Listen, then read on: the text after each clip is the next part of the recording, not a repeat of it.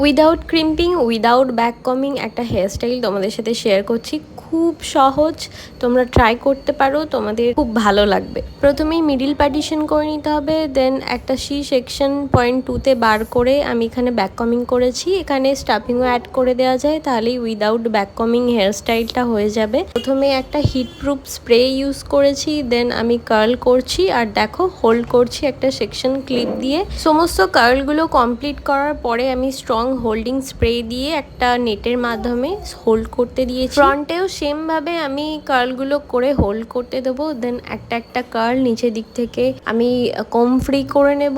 দেন এরমভাবে দেখো একটা 3D পুলিং করছি, প্রথমে কম্বিং করছি, দেন টুইস্ট করছি দুটো আঙুলের সাহায্যে, আর এভাবে করে 3D লাইনস ক্রিয়েট করছি। দেন স্ট্রং হোল্ড দিয়ে বা মিডিয়াম হোল্ডিং স্প্রে দিয়ে এটাকে হোল্ড করতে পারো। তারপরে এক একটা কার্ল করে আর একটা কার্লের সাথে মার্চ করে দিলেই হয়ে যাবে হেয়ার স্টাইল।